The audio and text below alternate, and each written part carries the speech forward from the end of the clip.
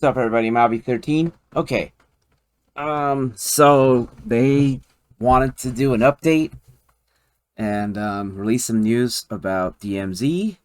So I'm here reviewing the stuff, and I'm only gonna go over DMZ focused stuff. They did a full update of information for multiplayer, the Battle Pass bundles, Warzone, Battle Royale, and again, focusing on DMZ here.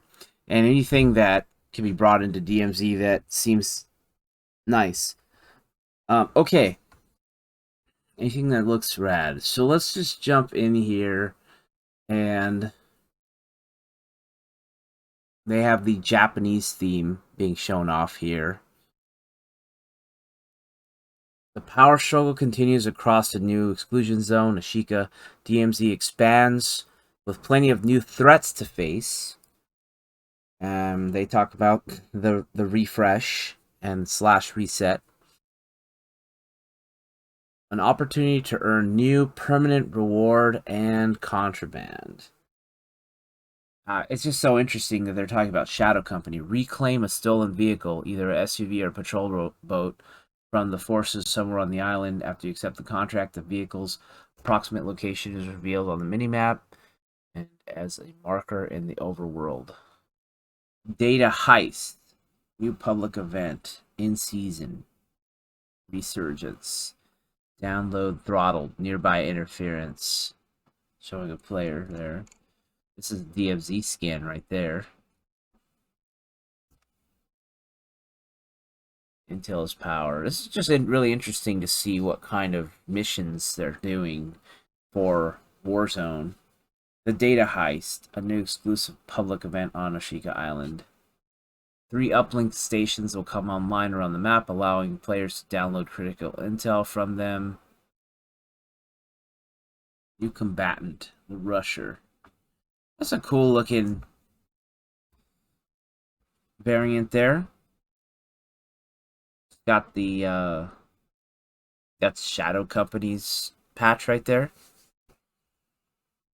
AI combatants are all about dealing damage from a distance unless otherwise provoked to swing wildly with the butt of their gun. A new type of combatant joins the ranks. Extreme close quarter combat, the Rusher. May not have much health or armor, but they make up for increased agility and a deadly short sword. Just what you need. Bring the knife to the gunfight. They pack a pistol in case the target's unreachable for melee attack.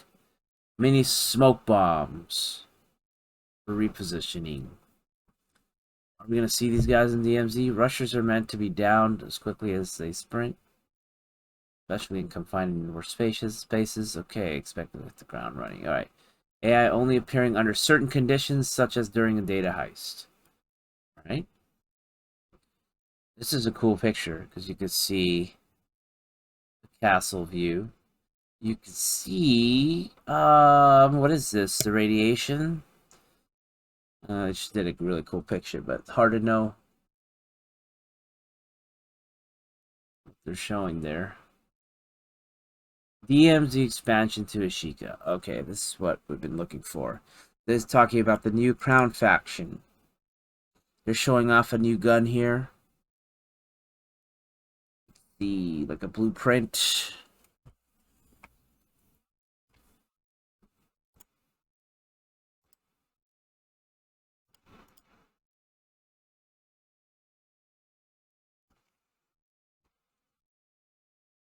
I'll read this for DMZ. From the first mission of Mazrah to uncovering of Building 21, the new DMZ experience has significantly evolved thanks to a growing community committed to building up that contraband stash and reading every last bit of intel gathered. In Season 2, operators will begin their journey again with a new exclusion zone to infiltrate. Okay, so they're specifically talking about Ashika here.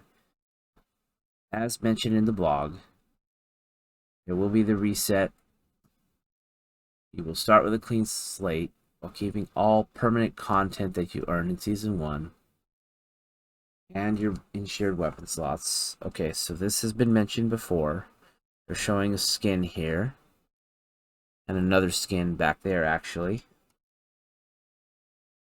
Following the reset, a new faction known as Crown, available to Modern Warfare 2 owners, will add additional intrigue alongside a refresh of familiar missions and their rewards, granting operators new permanent unlocks like operator skins, we like those, weapon blueprints, we like those, and contrabands. So they're talking about there's going to be new weapon builds that you're going to be able to find, at least commonly. Those are the ones that matter a lot more, along with the rare ones, which are always interesting. Operators will be able to complete missions either back in Al Mazrah, in Building 21, if they have keycard access, or by infiltrating Ashika Island. This new map will be central to the experience's continued narrative, and other new features like boss hideouts to test even the most seasoned operators. So boss hideouts. Okay. Ashika will be central to the experience's narrative. So they're talking about what's going on with the story stuff that they're doing. New boss, bomb maker, and weapon case. They're showing this picture here.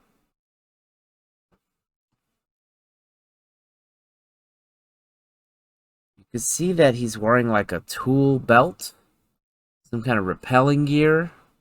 Seems to be in some kind of data area inside of an old Japanese style building.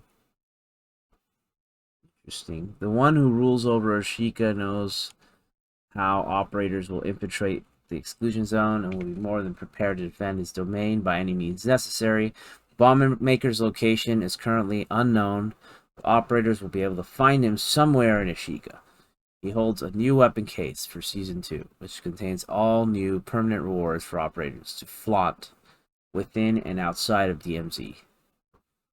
The weapon cases at Al Mazrah and Building 21 will remain the same for Season 2. Be sure to grab those too if you have not extracted all 13 of those rewards. More information on DMZ, including how to access Building 21. More information. Have we already seen this? Okay.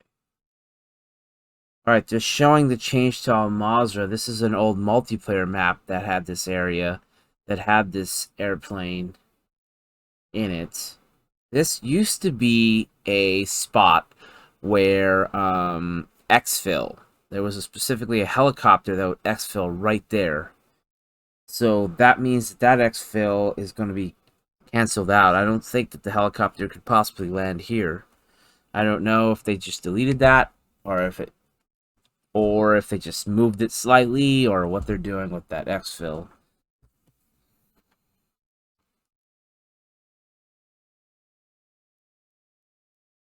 Let's see. So it looks like it crashed recently with plumes of thick black smoke visible from the summit. Enemy reinforces somewhere else. Let's see. Subterranean between multiple points of interest in the north. Okay. Confirming reports of being recommissioned and ready for passengers on the main in the region. Wow, that's a lot of stuff. Is that even really something that you're saying there? It sounds like you can move under multiple points of interest by some kind of subterranean tunnel. I don't know. I don't know if that's legit. I mean, they just purposefully hid a lot of that. Given the amount of existing reconnaissance in this release, this intel will be declassified as part of a tactical overview to be released tomorrow. Man, so more news is coming tomorrow about this. This is, there might be something big here. Okay, let's see if there's anything else DMZ related here.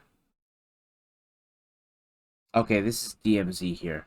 New personal watercraft vehicle. They're talking about the jet skis. Engage in fast-paced aquatic combat utilizing the new aquatic vehicle. They showed this on Twitter. Okay, this is the launch event they're talking about. Get the new crossbow by doing the challenges. 3 new weapons in the battle pass. 5 total.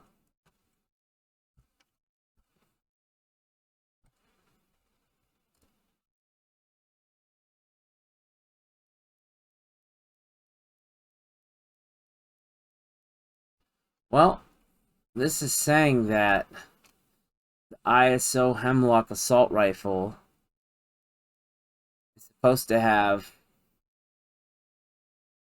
300 BLK ammunition, which I think, if I remember correctly, that's supposed to historically be a tracerless bullet that doesn't show where you're shooting from. So if that actually works, that could be a DMZ game changer.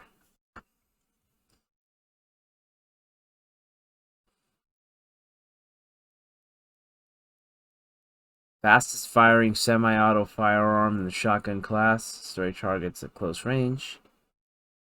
Let's see. Melee weapon.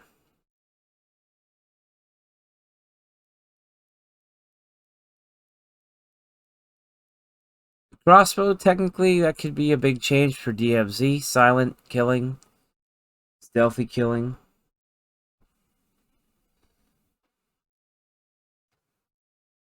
You can recover the bolts.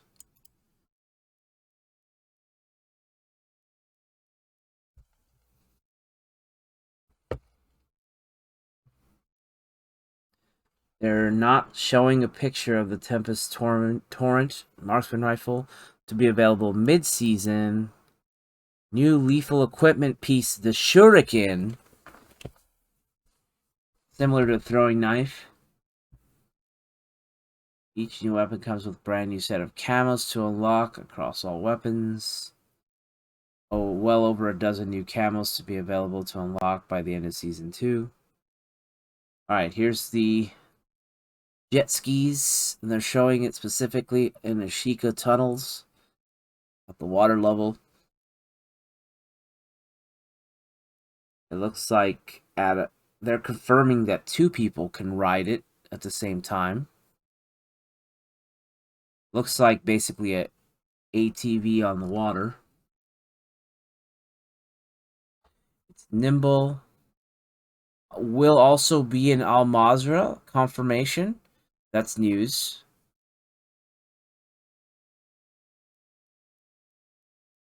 The ATV of the sea. There it is. A faster way to get around the map with little protection. 1 passenger. Just like I said, it's weak compared to other watercraft. It's a hard target to hit.